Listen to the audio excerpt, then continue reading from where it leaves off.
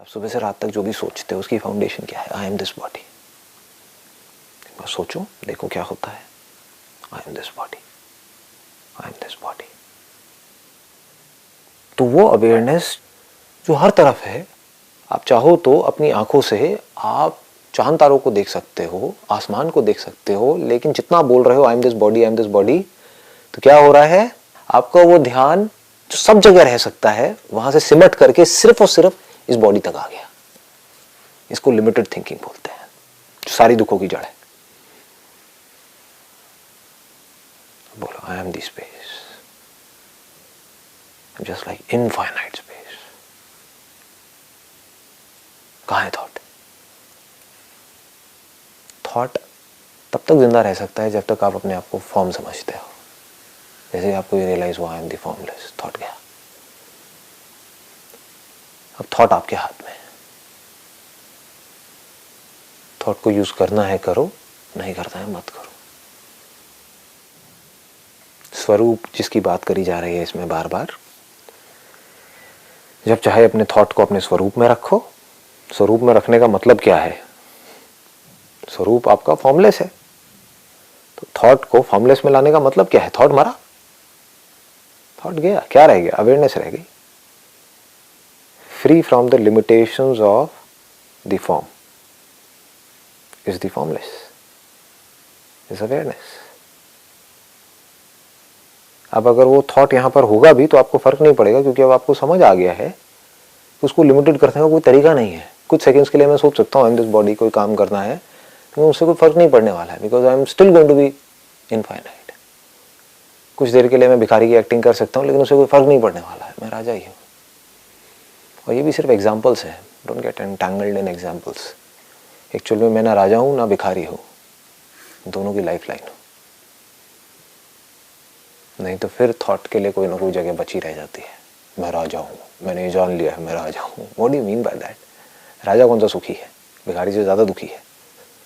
भिखारी का ध्यान रखने के लिए तो राजा है, राजा का ध्यान कौन रखेगा? तो बस इतना ही होता है। एक्चुअल में आप नहीं मरते हो, लेकिन थॉट के लेवल पे मरते रहते हो पल पल में। एक्चुअल में आप दुखी नहीं होते हो, थॉट के लेवल पे दुखी होते हो। ये क्या गड़बड़ हो रही है? थॉट के लेवल पे भी दुखी होना बंद हो जाए। चाहोगे भी तो दुखी नहीं हो पाओगे, इम्पॉसिबल। कैसे होगे दुखी? तुम स्वरूपतः नित्य मुक्त ही हो। It is a very very big statement.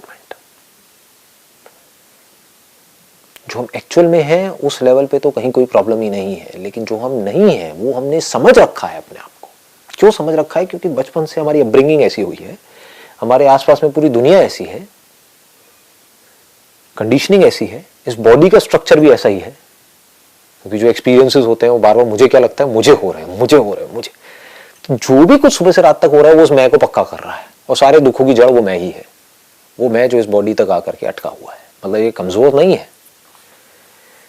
ये जो अहंकार है, अहम का जो आकार, एक्चुअल में अहम जो है वो निराकार है, लेकिन ये जो अहंकार जिसको बोलते हैं, अहंकार, ईगो, अहम जो आइडेंटिफाइड है एक फॉर्म के साथ, ये कोई कच्चा नहीं है, बहुत पक्का है, एक्सट्रीमली स्ट्रांग। एंड इसको किसी ने बनाया नहीं है, we find ourselves with it. जैसे अगर आप पूछते हो कि भाई इस सब की जड़ क्या है, वो है इग्नोरेंस, कि मुझे नहीं पता मैं कौन हूं, इस वजह से मैं दुखी हो रहा हूं। तो आप पूछोगे क्यों नहीं पता? कोई पर्सन है वो अनएजुकेटेड है, मान लो, मैं एक एग्जांपल दे रहा हूं, डोंट टेक इट लिटरली। कोई पर्सन है वो अनएजुकेटेड है, इसलिए वो सफर कर रहा है। तो उस इलिटरेसी का तोड़ क्या है? एजुकेशन। उसको स्कूल जाना होगा, सीखना होगा, समझना होगा। अगर उसको समझ आ गया तो क्या होगा? एटलीस्ट उसका जो सर्वाइवल है वो इंश्योर्ड हो जाएगा। I am not talking about happiness, I am talking just about survival. ये दोनों हमको समझ आ रहा है ना, दोनों में डिफरेंस। एक है बाहर का सर्वाइवल, वो डिपेंड करता है हमारी स्किल के ऊपर। जितनी तगड़ी मेरी स्किल्स होंगी उतना ही अच्छे से मैं अपना सर्वाइवल इंश्योर्ड कर सकता हूँ, उतनी ही एक कंफर्टेबल लाइफ दे सकता हूँ अपने आप को भी और अपने आसपास में लोगों को भी। जितनी अच्छी मेरी क्वालिफिकेशन है उतना ही मैं सिक्योर होता चला जाऊंगा बाहर की दुनिया में। लेकिन मैं बाहर की दुनिया में कितना भी सिक्योर हो जाऊं, अगर मैं चाहता हूं अंदर की दुनिया में मैं स्टेबल हो जाऊं, मेरी जो रेस्टलेसनेस है वो खत्म हो जाए, उसकी जड़ क्या है? Ignorance about the subject, about the self. इस दुनिया में अगर आपको अपनी सफरिंग को कम करना है या बिल्कुल पूरी तरह से खत्म करना है, क्योंकि पैसे की कमी भी तो एक टेंशन ही है, बहुत बड़ी टेंशन है। जिसके पास में पैसा नहीं है उससे जाकर के पूछो तो वो टेंशन हटी। टेंशन मतलब स्ट्रेस, मतलब वहां पर एक खिंचाव है, जितना पैसा चाहिए उससे कम है, तो रोज का यही रोना है। मतलब जितना होना चाहिए उससे कम है ऑब्जेक्ट्स की दुनिया में, तो हम सफर करेंगे, इसमें कोई डाउट नहीं है। ऐसे ही अंदर थॉट के लेवल पे जितने बड़े आपके थॉट होने चाहिए, अगर उससे कम हुए तो आप सफर करोगे। थॉट एक्चुअल में कितना बड़ा होना चाहिए? उतना बड़ा जितना आप एक्चुअल में हो, क्योंकि उससे कम चलेगा नहीं। उससे थोड़ा सा भी कम हुआ तो आप सफर करोगे। आप एक्चुअल में क्या हो? इनफाइनाइट। मौत किसी को नहीं अच्छी लगती। आप एक्चुअल में क्या हो? इटर्नल हो। मरने के नाम से ही आप सफर करोगे, चाहे वो खुद की मौत हो चाहे किसी और की मौत हो। मौत के नाम से ही डर लगेगा। आप इंटरनली अपने थॉट के लेवल पे गरीब हो। इसका सोल्यूशन क्या है? थॉट के लेवल पे अमीर होना पड़ेगा। बाहर दुनिया में आप गरीब हो, उसकी वजह से आप दुखी हो रहे हो, आपके बीवी बच्चे दुखी हो रहे हैं, आपकी फैमिली दुखी हो रही है, सब भूख से तड़प रहे हैं। उसका तोड़ क्या है? आपको अमीर होना पड़ेगा। अंदर की दुनिया में आप गरीब हो, बाय डिफॉल्ट सारे गरीब हैं। राजा भी गरीब है, प्रजा भी गरीब है, सब गरीब है, क्योंकि एक्चुअल में जो वो है उसके कंपैरिजन में देखो तो गरीब ही है। तो अंदर की दुनिया में एजुकेशन का मतलब क्या है? आपको समझ आए कि मैं एक्चुअल में कौन हूं, रियलिटी को देखना है। वो रियलिटी को अगर हमने देख लिया और समझ लिया और उसके हिसाब से हमने सोचना शुरू कर दिया, अगर समझ आ गई तो ऑटोमेटिकली उसके अकॉर्डिंग थॉट चलेंगे। सिंपल है ना। अंदर की दुनिया में जिस दिन आपको समझ आ गया कि आप कौन हो, तो आपको अपने थॉट्स को चलाना नहीं पड़ेगा उस डायरेक्शन में। चलाना पड़ रहा है तो इसका मतलब अभी समझ नहीं आया है। थॉट्स उसी डायरेक्शन में चलेंगे और किसी डायरेक्शन में चल ही नहीं पाएंगे। इम्पॉसिबल। मैं अगर राजा हूं तो राजा की तरह ही सोचूंगा ना, भिखारी की तरह कैसे सोच लूंगा? इम्पॉसिबल। क्योंकि मुझे आकर कितना भी बोलता रहे आप भिखारी हो भिखारी हो, उसको पकड़ करके जेल में डालूंगा तो राजा हूं। तो थॉट्स उसके अकॉर्डिंग चलने लग जाएंगे, वर्ड्स उसके अकॉर्डिंग मुंह से निकलने लग जाएंगे। तो इस सबका तोड़ क्या है? इस सबका सोल्यूशन क्या है? अंडरस्टैंडिंग। अंडरस्टैंडिंग क्या एक दिन में आ जाएगी, एक झटके में आ जाएगी? बच्चा एक स्कूल में गया और अगले दिन बाहर आया और बोला मैं सीख गया, ऐसे होता है? It's a slow and study process, it's a gradual process. इसीलिए इंडिया में सत्संग को इतनी ज्यादा इंपॉर्टेंस दी जाती है। पहले क्या था? हर घर में एक सत्संग हॉल होता था पहले के टाइम में। मतलब डेली सत्संग होना ही होना है। कब तक? जब तक भी एक बंदा है तब तक। तो it takes time, you need to have a lot of patience, lot of patience. जैसे बाहर पेशेंस चाहिए, किसी स्कूल में जाते हो तो वहां पर पेशेंस चाहिए। कोई बच्चा कारपेंटर का काम सीख रहा है तो उसको पेशेंस चाहिए। कई बार हाथ भी कटेगा, कई बार दर्द भी होगा। एक तरीके से काम करेगा तो उसके हाथ में दर्द होगा, हो सकता है बॉडी में दर्द होगा। वो दर्द को सहना पड़ेगा अगर उसको अपनी एक कंफर्टेबल लाइफ चाहिए तो अगर आपको एक कंफर्टेबल माइंड चाहिए, स्ट्रेस फ्री लाइफ चाहिए, रेस्टफुल स्लीप चाहिए, तो इस एंड पे काम करना ही होगा, चाहे कितना भी दर्द हो, कितना भी टाइम लगे। इसका कोई ऑल्टरनेटिव नहीं है। स्लो एंड स्टडी प्रोसेस एक दिन में नहीं होता है। जैसे एक दिन में बीज एक पेड़ नहीं बनता है, ऐसे ही एक दिन में कोई लिटरेट नहीं हो जाता है। एक दिन में ये सब कुछ समझ नहीं आ जाता है। Takes a lot of time, but it is worth it. Every single moment spent on this is worth it.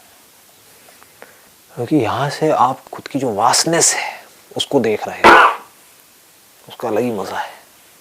बाहर की दुनिया में आप क्या कर रहे हो? जितना बाहर देख रहे हो या बाहर के बारे में पढ़ रहे हो, आप जो बाहर की दुनिया की वास्टनेस है उसको देख रहे हो। उसको जितना देखोगे उतना ही डरोगे, उतना ही इनसिक्योर फील करोगे कि इतनी बड़ी दुनिया में आपकी औकात क्या है? कुछ भी जैसे अंदर की दुनिया की वास्टनेस को देखते हो, जो आप एक्चुअल में हो उसकी वास्टनेस को देखते हो, तो ये बाहर की दुनिया जो एक्चुअल में बहुत बड़ी है, ह्यूज है, यूनिवर्स, जिसके ऊपर करोड़ों लोग काम कर रहे हैं, जो लाखों साइंटिस्ट जिसके ऊपर दिन रात लगे हुए हैं इस यूनिवर्स को समझने के लिए, वो यूनिवर्स भी आपके लिए डॉट के जैसा, छोटा सा डॉट, किसमें? मुझ में। तुम संपूर्ण दृश्य प्रपंच के, प्रपंच मतलब धरती, जल, अग्नि, वायु, आकाश, इन पांचों को कलेक्टिवली प्रपंच बोलते हैं। इनके थ्रू जो भी ऑब्जेक्ट्स आप अपने सेंसेस के थ्रू परसीव करते हो, उन सेंसेस को भी, और जो ऑब्जेक्ट्स आप परसीव करते हो उन सेंसेस के थ्रू, उस सब को प्रपंच बोलते हैं। जो अंदर आपको इन सब के इंप्रेशंस दिखते हैं, बाहर कुछ होता है अंदर कुछ और दिखता है, डिपेंडिंग अपॉन द इंस्ट्रूमेंट, उसको भी प्रपंच बोलते हैं। ये सब प्रपंच है। तुम संपूर्ण, संपूर्ण में मतलब सब कुछ आ गया, कुछ भी छूटा नहीं है। दृश्य प्रपंच के, दृश्य मतलब जो दिखता है, एकमात्र दृष्टा हो, एकमात्र, वन विदाउट अ सेकेंड। किसको कह रहे हैं ये? अष्टावक्र कह रहे हैं राजा जनक को। कह तो उनको रहे हैं लेकिन अल्टीमेटली आपको कह रहे हैं। कितनी बड़ी बात बोलती है। मतलब कि दृष्टा एक ही है, आत्मा एक ही है, अलग अलग नहीं है। एवं सर्वदा सर्वथा मुक्त ही हो, मतलब कि वो जो इन सबको जान रहा है वो मुक्त था, मुक्त है और मुक्त ही रहेगा। उसको बांधने का कोई तरीका नहीं है। जैसे आपकी अवेयरनेस को बांधने का कोई तरीका नहीं है। आप अभी कुछ देखने लग जाओ, कल कुछ और देखने लग जाओ, दिखने में चाहे वो बुरा हो चाहे अच्छा हो, अच्छे की वजह से कुछ रिएक्शंस हो, बुरे की वजह से कुछ रिएक्शंस हो, उससे कोई फर्क नहीं पड़ता है। दिखता है नहीं दिखता है उससे भी कोई फर्क नहीं पड़ता है। लाइट दिखती है अंधेरा दिखता है उससे भी कोई फर्क नहीं पड़ता है। तुम्हारा बंधन यही है कि तुम दृष्टा को अपने से पृथक समझते हो, मतलब कि अपने से अलग समझते हो। बहुत बड़ी स्टेटमेंट है ये पूरे के पूरे अष्टावक्र गीता का एसेंस है। इसी को विवेक बोलते हैं। आत्मा अनात्मा विवेक, discrimination between the self and the non self. तो आप एकमात्र दृष्टा हो, मतलब कि इस सब को जानने वाला।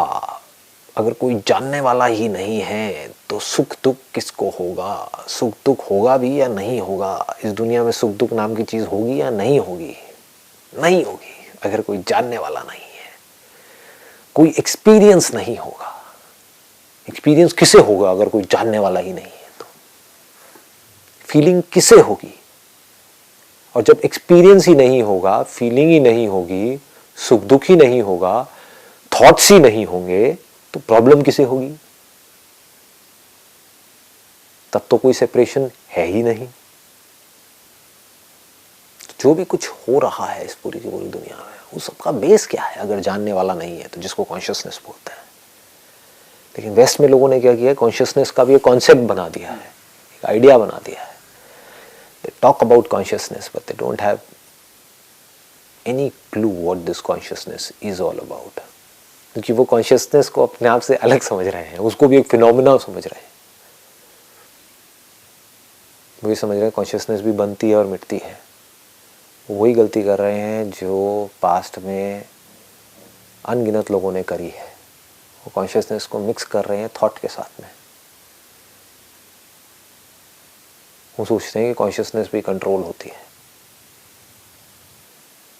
तो इसको बड़े आराम से समझना होगा कि ये एरर है क्या। यही तो है ना, this is the root cause of all the errors, कि हम देखने वाला किसी और को समझते हैं। क्यों समझते हैं? क्योंकि सुबह से रात तक करते ही यही है। और कुछ करते हो क्या? और कुछ बोलते हो क्या? और कुछ सोचते हो क्या? ये जो मैं है, जो एक्चुअल में जानता है इस पूरे के पूरे फिनोमिना को, इस पूरी प्रोसेस को, जो एक्शन रिएक्शन दोनों से फ्री है, कॉज इफेक्ट दोनों से फ्री है, कॉजलेस है, इसका खुद का कोई कॉज नहीं है। लेकिन हम क्या गलती करते हैं, क्योंकि सब यही गलती कर रहे हैं, हम क्या बोलते हैं, जब भी हम बोलते हैं मैं मोटा हूँ, मैं पतला हूँ, बोलते हैं हम, तो ये मैं कहाँ पर है, कहाँ आ गया है मैं, बॉडी में आ गया है। हमारी सारी कॉन्वर्सेशन सुबह से लेकर के रात तक, उसकी जो फाउंडेशन है, अगर उसको आप ध्यान से एनालाइज करोगे तो उसमें इम्प्लाइड है, या तो उसमें मैं होता है या तू होता है, या ये होता है या वो होता है। ऑब्जेक्ट्स के बारे में हम कह सकते हैं ये और वो, लोगों के बारे में कह सकते हैं मैं और तू। तू मतलब वो जो मुझसे अलग है, सेपरेशन आ गया। मैं मतलब क्या, मैं ये हूं, आप मुझसे अलग हो। कभी हम क्वेश्चन करते ही नहीं है कि मैं है क्या। मुझे भूख लगी है, अब हम क्या कर रहे हैं, अब हमने कहाँ अपने आप को आइडेंटिफाई कर लिया है। पहले हमने आइडेंटिफाई किया था अपनी जो फिजिकल अपीयरेंस है, आउटर अपीयरेंस है, उससे। अब हमने कहाँ अपने आप को आइडेंटिफाई कर लिया, अपने जो फिजियोलॉजिकल फंक्शंस हैं हमारी बॉडी के, उससे। मुझे भूख लगी है, मुझे प्यास लगी है, वो तो बॉडी को भूख लगी है ना, बॉडी को प्यास लगी है ना। फिर हम बोलते हैं कि मुझे बड़ा अच्छा फील हो रहा है, मैं बहुत खुश हूं। तो हमने अपने आप को किससे आइडेंटिफाई कर लिया है, एक फीलिंग से। वो फीलिंग पैदा हुई और वो फीलिंग मर गई। मोटापा पैदा हुआ, आज जो मोटा था कल पतला हो गया, तो मैं कौन हूं? क्या मैं वो हूं जो उस फीलिंग से जुड़ी हुई थी, या मैं जुड़ी ही नहीं, वो फीलिंग आई और गई। कितनी फीलिंग आती हैं, चली जाती हैं, लेकिन हम कभी इस इंक्वायरी को करते नहीं हैं। इसका मतलब क्या है, अगर इतनी सी बात हमको समझ आ जाए, ये सुखी होने की फीलिंग आई और गई, यानी कि पैदा हुई और मरी, लेकिन मैं ना पैदा हुई ना मैं मरी। अगर मैं ये कह रही हूं कि मैं खुश हो गई, तो ये अगर एरर नहीं है तो और क्या है, ये ना समझी नहीं है तो और क्या है। तो इसका मतलब क्या है कि and this is real enlightenment. इसको अगर आप ध्यान से समझ पाओ तो इससे बड़ी और कोई चीज हो नहीं सकती। इसका मतलब क्या है कि कोई भी फीलिंग आ जाए, कैसी भी, अच्छी से अच्छी और बुरी से बुरी, उसका मेरे होने पे और ना होने पे कोई फर्क नहीं पड़ता है। आने दो, देखते हैं कैसी फीलिंग आती है, देखते हैं किस लेवल की आती है। इस दुनिया में देखते हैं अच्छी से अच्छी फीलिंग क्या है, आने दो, I am open for it. इस दुनिया की बुरी से बुरी फीलिंग क्या है, देखते हैं, आने दो, I am open for it. तो यहां पर कंफ्यूजन कहां है, ये जो अष्टावक्र जी ने जो बात करी है, राजा जनक को जो कह रहे हैं, बड़ा बारीक कंफ्यूजन है। हम क्या सोचते हैं कि जिस वक्त में हम कुछ सोच रहे होते हैं, तीन ही लेवल्स हैं, कुछ सोच रहे होते हैं या कुछ फील कर रहे होते हैं या अपने सेंसेस के थ्रू कुछ परसीव कर रहे होते हैं, तब तो हम बोलते हैं कि हम है। अगर तीनों ही नहीं है तो, ये तीनों चीजें देखने में तो है, body, mind and intellect. Body से क्या जुड़ा हुआ है, ये सारी की सारी सेंसेशंस, किसी भी तरह की कोई भी सेंसेशंस आ रही हैं। माइंड से क्या जुड़ा हुआ है, फीलिंग्स एंड इमोशंस। इंटेलेक्ट से क्या जुड़े हुए हैं, थॉट्स, वर्ड्स। तो जब कोई सेंसेशन होती है, कोई फीलिंग होती है, कोई इमोशन होता है, कोई थॉट होता है, तब तो हमको लगता है कि मैं हूं। ये भी कहना गलत नहीं होगा, इसी को हम कहते हैं कि मैं हूं। बस मैं आपसे पूछूंगा आप क्या हो, मैं ना देख रही हूं, ये मैं हूं। अच्छा, अभी आप नहीं देख रहे, अभी आप सुन रहे हो, तो ये सुनने वाले आप हो, देखने वाले आप हो। यानी कि जब आप किसी ऑब्जेक्ट से जुड़ते हो, आपका ध्यान किसी ना किसी ऑब्जेक्ट से जुड़ता है, तब तो आपको लगता है कि मैं हूं। जब नहीं जुड़ता है तो आपको क्या लगता है कि मैं नहीं हूं। उस वक्त मैं कुछ नहीं बन जाती हूं। कुछ नहीं कैसे बन सकते हो? तो जब कोई फॉर्म होती है, कोई सेंसेशन होती है, या जब अंदर ही अंदर हम कुछ बोल रहे होते हैं, तब तो हमको लगता है कि हम हैं। जब हम बोलना बंद कर देते हैं तो हमें लगता है कि पता नहीं क्या हो रहा है। इसीलिए लोग डरते हैं मेडिटेशन करने से, क्योंकि सब कुछ छूट रहा होता है। छूटना इज इक्विवेलेंट टू मरना। वो चुप नहीं बैठ सकते, ना बाहर से ना अंदर से। ये दुनिया की प्रॉब्लम है, क्योंकि उनको मौत से डर लगता है, चुप होने से डर लगता है। जब बोलते रहते हैं तो उनको अपने होने का एहसास होता है, कुछ करते रहते हैं तो अपने होने का एहसास होता है, कुछ देखते रहते हैं तो उनको लगता है कि मैं हूं। बाहर कुछ करते रहते हैं और अपने अंदर कुछ ना कुछ करते रहते हैं। उनको बोलो टिक करके बैठो, कुछ नहीं करना है, वो छोड़ नहीं सकते उन थॉट्स को। क्यों नहीं छोड़ सकते? क्योंकि डर लगता है। नोन में जिसको वो जानते हैं वहां पर वो बड़ा कंफर्टेबल फील करते हैं, चाहे वो बुरा भी हो। अननोन से डर लगता है कि अगर इस थॉट को छोड़ दिया कि मैं हूं, ब्रेथ जिसको मैं देख रही हूं उसको छोड़ दिया तो क्या होगा? कहीं ब्रेथ बंद तो नहीं हो जाएगी, कहीं मैं मर तो नहीं जाऊंगी। हमेशा हम कुछ ना कुछ पकड़ करके रखते हैं। क्यों पकड़ करके रखते हैं? क्योंकि अगर ना पकड़े तो हम है ही क्या। अगर मैं किसी आदमी से पूछूं आप अपनी मेमोरी को मत पकड़ो, अपनी परसेप्शंस को मत पकड़ो, किसी को मत पकड़ो, आप हो क्या? उसको पता ही नहीं है वो क्या है। इसको इग्नोरेंस बोलते हैं। अगर किसी को पता हो और अच्छे से समझ आ चुका हो मैं क्या हूं, तो उसके लिए थॉट्स का होना या ना होना एक जैसा है। फीलिंग्स का होना या ना होना एक जैसा है। बॉडी का होना या ना होना एक जैसा है। इसको विवेक बोलते हैं। तो इसको बिल्कुल क्लियर है कि क्या मरता है और क्या नहीं मरता है। क्योंकि जो खुद नहीं मरता है वही उसको जान सकता है जो कि मरता है। क्योंकि उस फीलिंग को जानने के लिए जो पैदा हुई और मरी, किसी ऐसे का होना जरूरी है जो उस फीलिंग के पहले भी था, उस वक्त भी था और बाद में भी था। Should be absolutely clear. इसी को स्थित होना बोलते हैं कि हमारी समझ वहां पर स्थित हो गई है जो हम एक्चुअल में है। वहां से हमारा थॉट से भी अटैचमेंट छूट जाता है। We become indifferent to the presence and absence of thoughts. This is the highest possible state. कुछ लोग हैं जो थॉट्स को पकड़ रहे हैं, उसको छोड़ नहीं सकते हैं, रेस्टलेस हैं, कॉन्टिन्यूसली कुछ ना कुछ सोच रहे हैं, कुछ ना कुछ बोल रहे हैं, बड़बड़ बड़बड़ बड़बड़ बड़बड़ बड़बड़ सुबह से लेकर के रात तक, अंदर भी बाहर भी रेस्टलेस है। कुछ लोग हैं जो इन थॉट्स से पीछा छुड़ाने की कोशिश कर रहे हैं, पहाड़ों पे जा करके मेडिटेशन करके ये करके। But the knower of the truth becomes indifferent to both the states. उसके लिए समाधि में, थॉट्स के ना होने में, यानी कि गहरी नींद में, थॉटलेस स्टेट में, थॉट्स की स्टेट में, अच्छे थॉट्स में, बुरे थॉट्स में, अच्छी फीलिंग्स में, बुरे फीलिंग्स में कोई फर्क नहीं है। उसके लिए सब एक है। He is open for everything and everyone, and that which is open for everything, everyone, all kind of experiences is the truth. जिसके लिए राम में और रावण में कोई फर्क नहीं है, कोई डिफरेंस नहीं है। फिर चाहे वो खुद राम है, चाहे वो खुद रावण है।